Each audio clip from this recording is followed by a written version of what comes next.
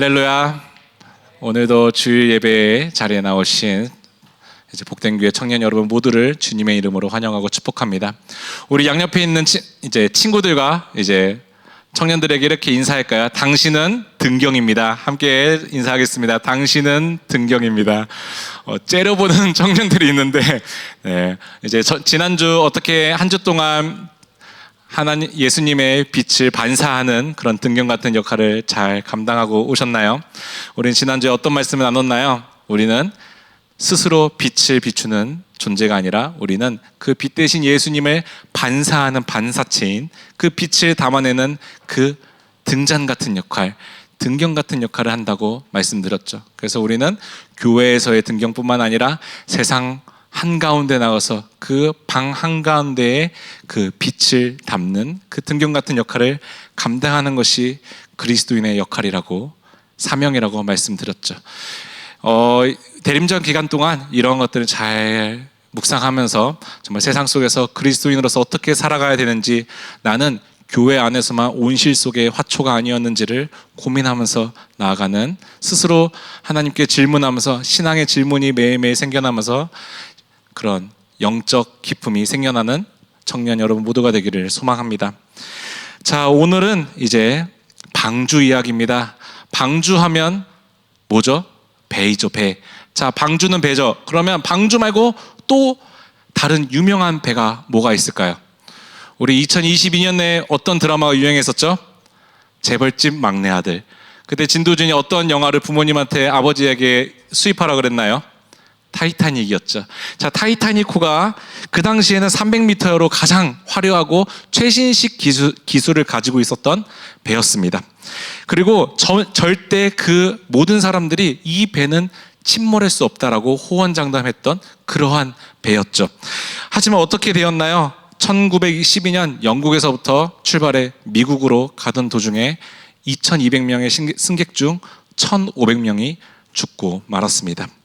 일반적으로 우리가 아는 그 사고의 원인은 무엇인가요? 타이타닉호가 속도를 멈추지 못해서 큰 빙산에 부딪혀 배에 그 선반 아래에 큰 구멍이 생겨서 침몰했다고 알고 있는데요. 이제 한 10년 전에 과학자들과 그런 국제수사팀이 음파 조사를 통해 그 진흙 속에 묻혀 있는 타이타닉호를 이제 정밀 검사를 했다고 합니다.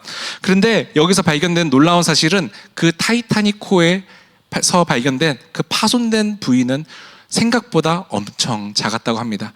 작은 구멍 6개만 뚫려 있었다고 합니다. 타이타닉호는 그 작은 구멍 6개에서 계속 물이 들어와서 결국 침수하게 되었습니다.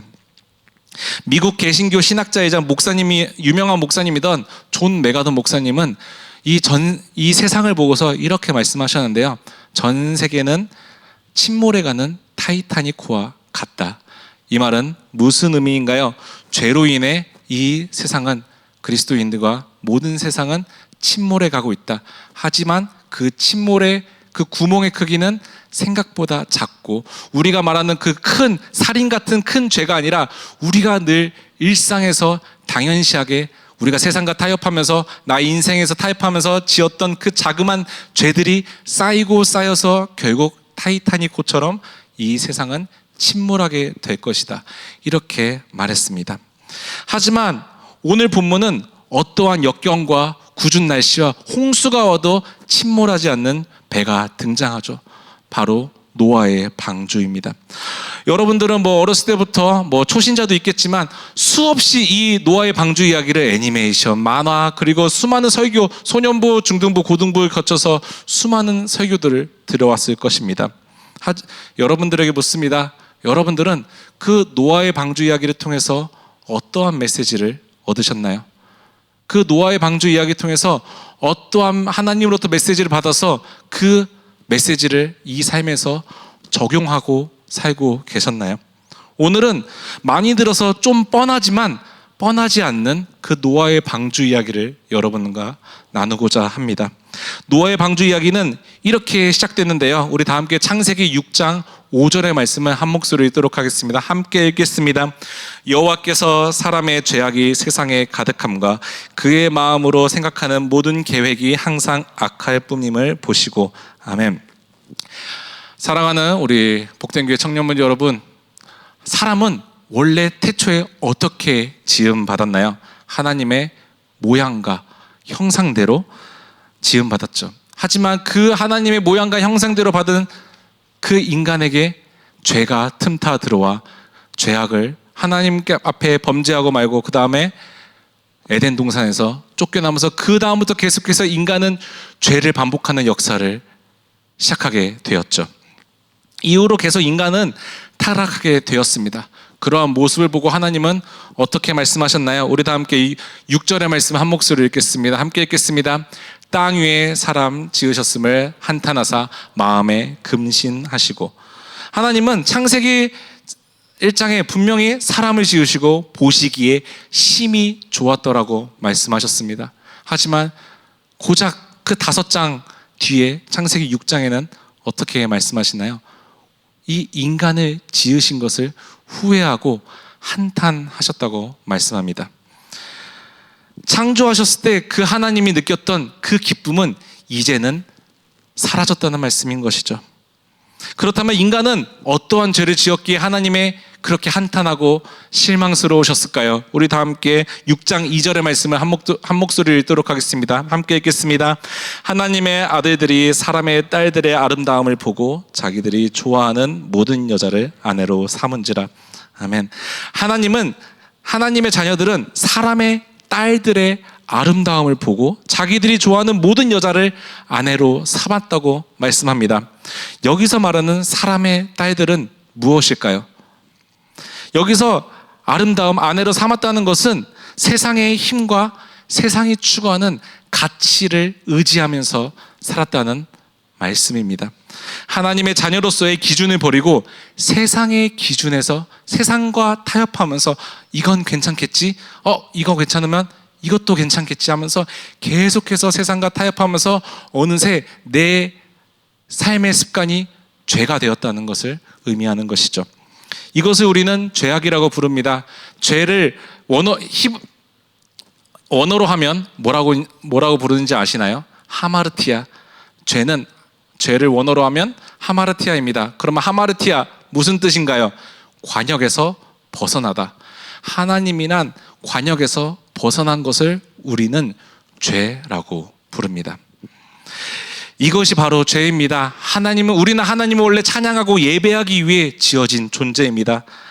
세상의 힘과 규모를 의지하지 않고 오직 하나님의 그 기준 안에서 우리는 그 관역에 꽂히는 그러한 삶을 사는 것이 원래 우리 인간을 지으신 하나님의 목적이란 말씀입니다. 여러분들은 어떠한가요? 여러분들은 살면서 그 기준에 맞춰서 살려고 노력하고는 계신가요? 한 교회, 예전 교회의 어떠한 권사님 이야기인데요. 그 권사님이 아들이 되게 공부를 잘했대요. 그래서 중학교 때도 1등을 하고 고등학교도 이제 1, 2학년 되니까 스카이를 갈 수 있는 거예요. 그러자 어떻게 했을까요? 이건 괜찮겠지? 이건 좀 괜찮지 않을까라는 생각이 든 거예요. 그래서 권사님의 아들에게 이렇게 얘기를 했죠. 아들아, 우리 이제 고3 됐으니까 3개월만 주일에 교회를 가지 말고 학원을 가보자 라고 그렇게 말씀을 했다는 거예요. 그래서 그 아들은 당연히 부모님의 말에 따라서 교회를 빠지고 이제 학원을 간 거죠. 그렇게 해서 3개월이 지났어요. 성적이 좋아지겠죠, 당연히. 하지만 거기서 또 욕심이 생겨서 조금 더 다니다가 이제 수련회도 빠지고, 그러면 이제 우리 마지막 수능 때까지 교회를 이제 다니지 말고 학원을 다니고 너가 정말 원하는 대학, 좋은 대학에 들어가고 나서 교회를 다녀도 늦지 않다라고 말하면서 그 아들이 계속해서 그러한 삶을 살아왔어요. 자, 그러면 어떻게 되었을까요? 그 아들의 성적은 당연히 좋았겠죠. 그리고 원하는 그 대학에 정말 좋은 학과, 좋은 학교에 갔어요. 그리고 어떠한 일이 일어났을까요? 이제 그 권사님의 아들은 교회를 갔을까요? 안 갔을까요? 당연히 안 갔죠. 근데 권사님이 물어봤어요. 아들아, 너 왜 이제 교회 안 가? 이제 교회 가야지. 이제 이것만 했으니까 여기 고3 때 기간 동안만 우리는 교회를 안 가기로 했으니까 이제 가야지. 근데 그 아들의 대답이 무엇이었을까요? 어머니는 예배를 별로 소중하게 생각하는 것 같지 않습니다. 저는 그러한 예배라면, 그러한 신앙생활이라면, 그러한 하나님이라면 저는 믿지 않겠습니다. 그러한 얘기를 권사님에게 했다고 합니다. 그 권사님이 어떻게 하셨을까요? 아들에게 무릎을 꿇고 빌고 사과했다고 합니다. 아들아, 내가 잘못했다. 나의 신앙의 모습이 너한테 잘못 보여졌다. 내가 너무나 너한테 많은 죄를 지었다. 그러자 그 아들은 아직까지도 교회를 안 다니고 있다고 합니다. 사랑하는 우리 청년부 공동체 여러분, 이것이 바로 죄의 결과입니다. 우리가 이건 괜찮겠지, 세상과 이건 타협해도 되겠지 하는 순간 우리의 신앙은 어떻게 보면 침몰해 가는 타이타닉호와 같을 수 있다는 말이죠. 세상의 힘과 가치보다 하나님을 더욱더 귀히 여기는 삶을 살아내는 저와 여러분 모두가 되기를 소망합니다. 어떠한 청년들 이런 말을 해요. 이렇게 평생 죄 짓다가 죽기 전에 하나님께 회개하고 천국 가면 되지. 한번 해보라는 말은 제가 권하지는 않겠는데, 그렇게 말한 사람 치고 돌아온 사람은 제가 본 적이 없습니다. 지금의 신앙이 여러분의 미래의 신앙을 결정하게 된 것입니다. 그래서 지금부터 열심히 여러분들의 그 신학의 기초, 정말 탄탄한 신학의 기초를 잘 쌓아야지 여러분들이 30대, 40대에 가서 어떠한 그 홍수 같은 심판이 여러분들 인생에 있을지라도 그것을 견뎌낼 수 있는 신앙이 생기게 될 것입니다.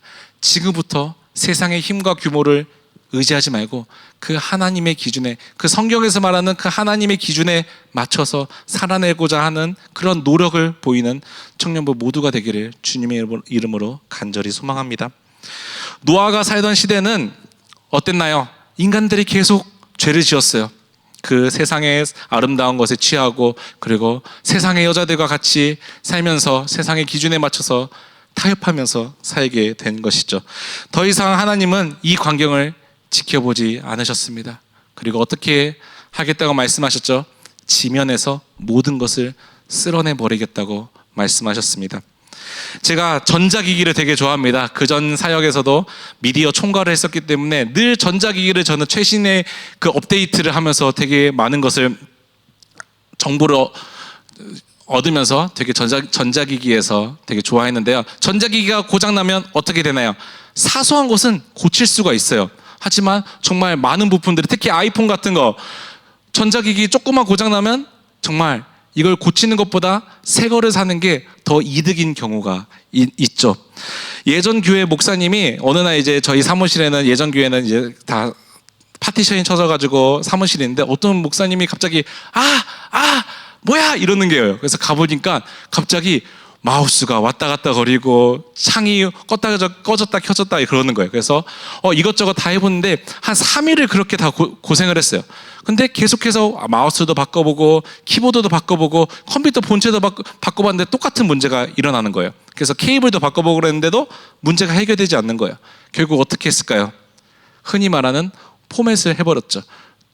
태초의 상태로 되돌려 놓은 것입니다. 우리는 이 사소한 문제는 해결할 수 있어요. 금방 고칠 수 있거든요. 하지만 정말 여러 군데가, 전자기기도 여러 군데가 고장나면 아예 그 고치는 것보다 새 것을 초기화시켜버리고 새 것을 사는 게 맞습니다. 하지만 그 하나님도 이 땅을 보면서 그러한 생각을 하신 것이에요. 온갖 시도를 다 해봤습니다. 하나님이 그 사람들에게, 그 시대 사람들에게 회개하고자 그런 마음을 심겨주고 정말 이것이 죄라는 것을 알려줬음에도 불구하고 그 사람들은 하나님께 귀를 기울이지도 않고 회개하고 하나님께 돌아오려는 노력조차도 안 했습니다. 그러자 하나님은 이 세상을 포맷시키기로, 초기화시키기로 다짐하시는 것이죠. 노아 시대 때가 딱 이랬던 것입니다. 그래서 하나님은 어떻게 했나요? 소수의 남은 자들을 통해서 하나님의 은혜를 이어가고자 했습니다. 그리고 그 소수의 남은 자가 바로 누구였나요? 오늘 본문에 나오는 노아와 노아의 가족들이었죠. 노아는 이제 하나님의 말씀을 순종하면서 방주를 만들기 시작했습니다. 여러분, 방주의 크기가 얼마나 됐었죠?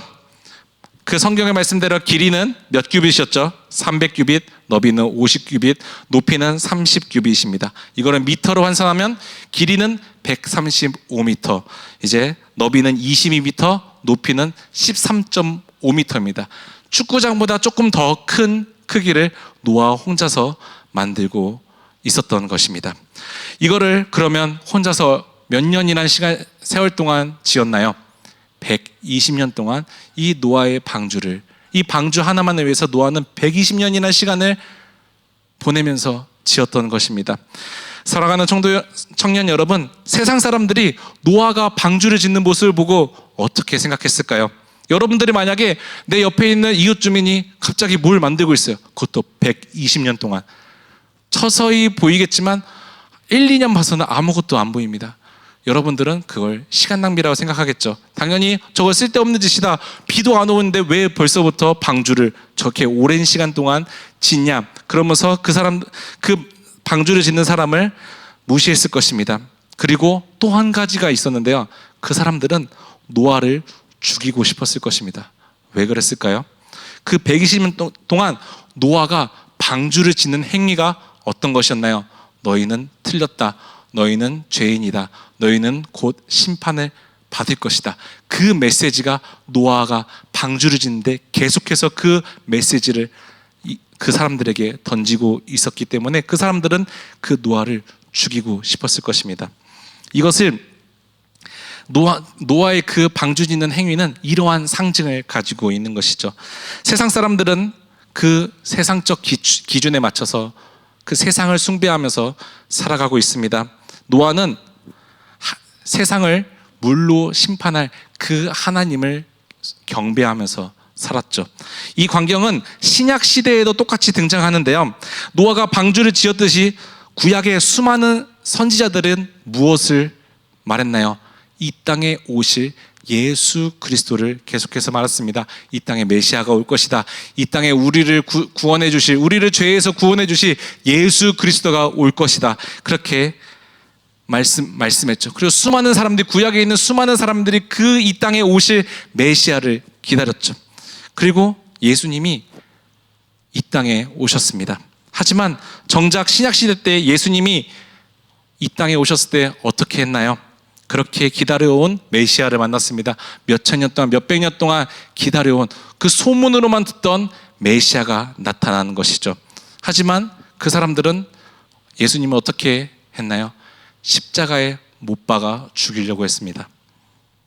왜 그랬나요? 왜 그 사람들은 예수를 십자가에 못 박아 죽이려고 했을까요? 내가 생각한 메시아가 아니었기 때문이죠.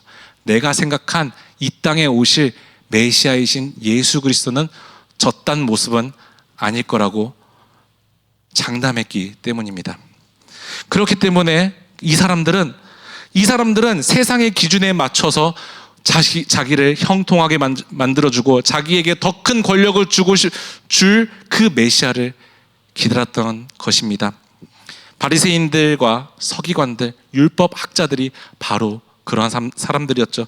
그 사람들은 어떠한 사람이었나요? 나는 누구보다 하나님이 우리에게 주신 율법을 잘 지킨 사람이다. 나는 스스로 의인이다. 나는 나의 행위와 나의 노력으로 구원받아 마땅한 사람이다라고 자신만만하게 외쳤던 사람들이 이 바리새인들, 서기관들, 율법 학자들이었습니다. 그리고 누구보다 하나님을 잘 믿는다고 확신했던 사람들이 예수 그리스도를 십자가에 못 박아 죽였습니다. 그렇다면 여러분들에게 묻습니다. 여러분들이 원하는 예수님은 어떠한 분이신가요? 대림절 기간 동안 여러분들은 어떠한 예수님을 기다리고 계신가요? 사랑하는 청도 여러분, 청년 여러분, 이때까지 여러분들 수많은 노아의 방주 이야기를 들으면서 어떠한 메시지를 얻으셨나요?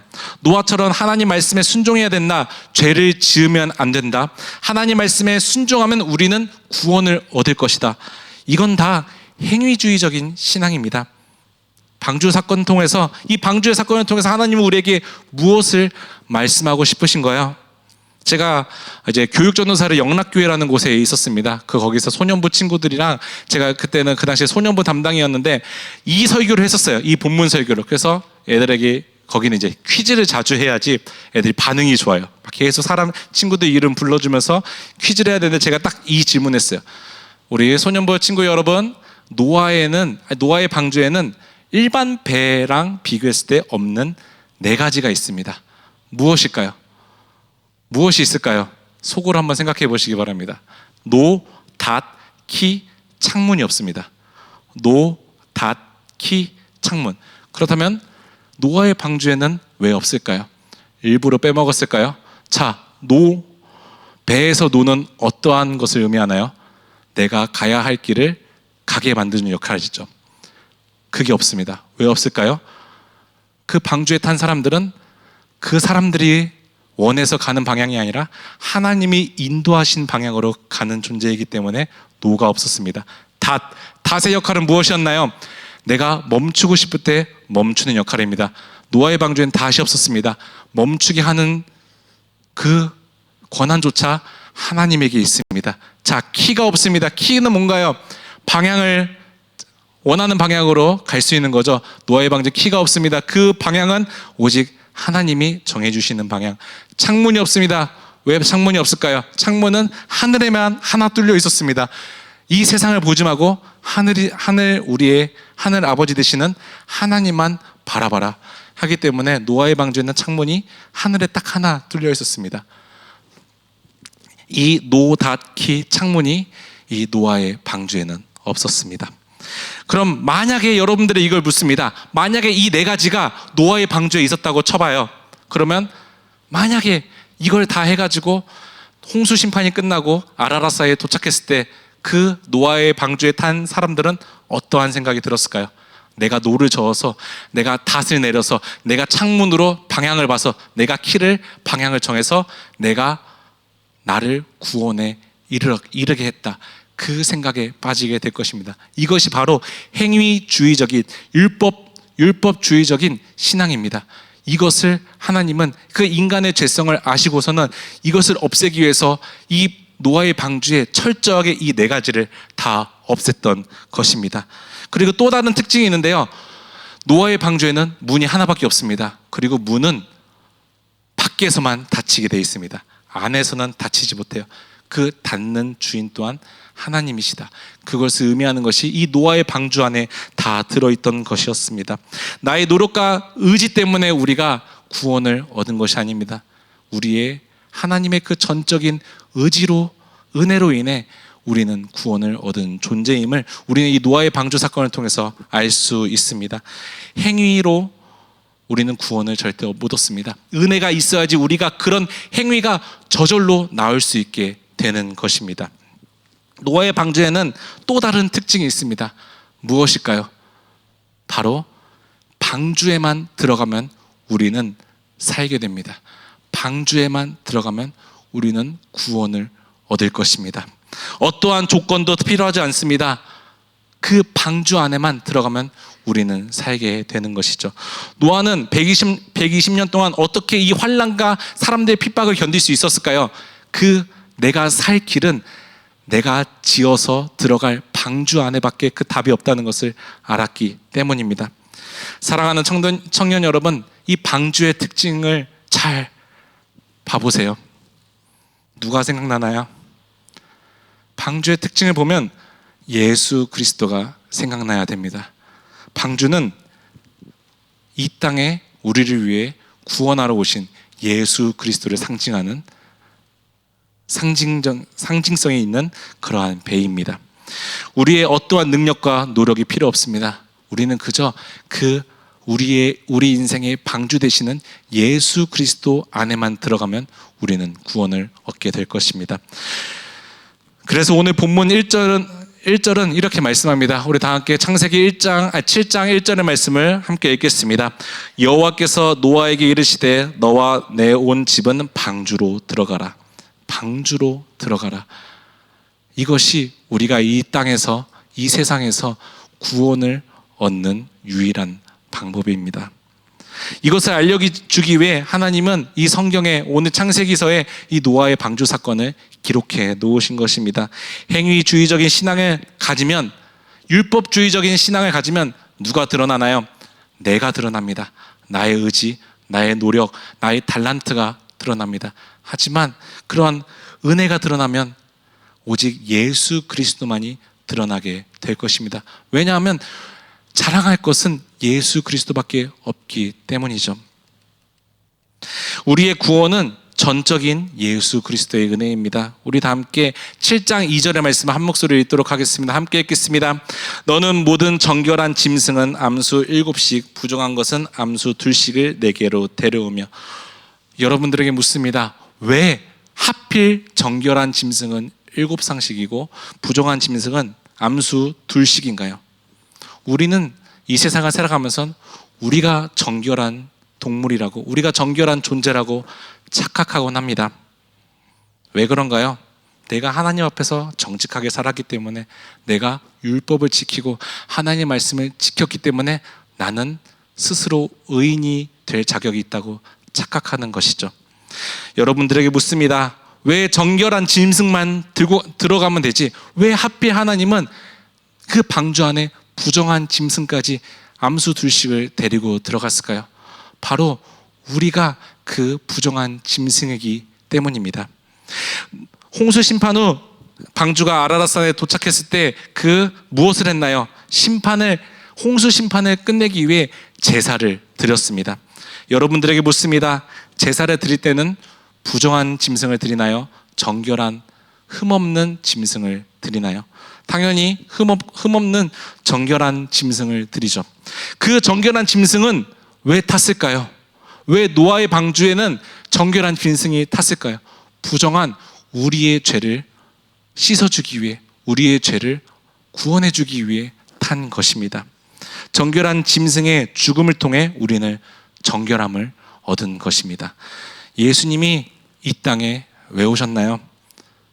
아기 예수님은 정결하고 흠없는 존재로 우리의 죄를 그 정결한 피로 덮어주시려고 이 땅에 오셨습니다. 죄를 지은 인간이 구원을 받으려는 2가지 조건이 필요합니다. 인간이어만 하고요. 이유는 하나님의 공의는 같은 본성에서의 책임을 요구하기 때문이고, 2번째는 흠이 없어야 됩니다. 흠이 없어야 된다는 의미는 무엇이죠? 죄가 없어야 됩니다. 인간 중에 죄가 없는 사람이 있나요? 그렇기 때문에 예수 그리스도가 하늘 보좌를 버리고 이 땅에 내려오신 것입니다. 누구를 위해? 부정한 우리를 위해, 부정한 존재인 우리의 죄를 씻겨주시기 위해 하늘 보좌를 버리고 이 땅에 내려오시게 된 겁니다. 사랑하는 청년 여러분, 우리는 방주에만 들어가면 살게 될 것입니다. 우리는 방주에만 들어가면 구원을 얻게 될 것입니다. 반주 부탁드립니다. 그리고 우리가 방주에만 들어가면 하나님이 우리의 모든 인생을 책임져 주실 것입니다. 그리고 주님이 우리를 위해 일하실 것입니다. 우리의 방주 되시는 예수 그리스도 안에 들어가면 모든 풍파를 견딜 수 있게 됩니다. 예전에 한 예능 프로그램에 남자의 자격이란 예능 프로그램에 김국진 탤런트가 나왔는데요. 김국진은 이 세상의 모든 풍파를 다 겪은 사람이에요. 그리고 자신의 인생을 마치 롤러코스터 같다고 설명하는데요. 방주 또한도 마찬가지입니다. 여러분들이 예수 그리스도라는 방주 안에 들어가면 그 방주 안에만 들어가면 살겠지만 세상의 모든 풍파와 바람과 홍수는 겪게 될 것입니다. 하지만 그 배는 절대로 침몰하지 않을 것입니다. 롤러코스터는 우리가 왜 롤러코스터를 안전하게 즐기나요? 안전벨트가 있기 때문입니다. 세상의 어떤 풍파와 홍수를 겪어도 우리에게는 어떠한 것보다 안전한 예수 그리스도라는 안전벨트가 있습니다. 무서울 수도 있습니다. 창문이 없어서, 노가 없어서, 내 인생에 닷이 없어서 두려울 수도 있습니다. 하지만 그걸 기억하시기 바랍니다. 하나님은 반드시 여러분들을 선한 길로 인도해 주시는 분이십니다. 그것을 기억하면서 아무리 두렵고 떨리는 롤러코스터 같은 인생일지라도 안전을 책임져 주시는 하나님을 의지하며 나아가는 모두가 되기를 소망합니다. 예수 그리스도의 방주는 절대 가라앉지 않습니다. 그리고 우리가 구원을 얻으려면 그 우리의 인생의 방주 되시는 예수 그리스도 안에 들어가는 방법밖에는 없습니다. 노아 시대 때는 수많은 사람들이 어떻게든 구원을 얻어보려고 노력했을 것입니다. 내 죄를 내가 사해보려고 노력했을 것이죠. 어떻게 됐나요?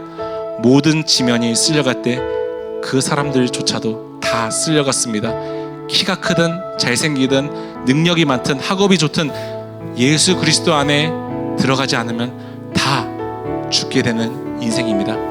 저와 여러분들이 이 노아의 방주 이야기를 통해서 이러한 것을 깨닫고 예수님 안에 거하는 그러한 삶을 살기를 주님의 이름으로 간절히 소망합니다. 방주에 들어가면 주님이 일해 주실 것입니다. 주님이 우리를 위해서 우리의 모든 인생을 책임져 주실 것입니다. 예수로 충만하시기 바랍니다. 예수 때문에 행복해하고, 예수 때문에 내가 오늘 살아갈 이유를 얻고, 예수 때문에 내가 감격하면서 그 예수님의 전적인 은혜에 내가 감동하면서 그 감동의 은혜로 이 세상을 등경 같은 사명을 가지고 살아가는 저와 여러분 모두가 되기를 주님의 이름으로 간절히 소망합니다. 이 시간 말씀을 기억하면서 함께 찬양 부르기 원합니다.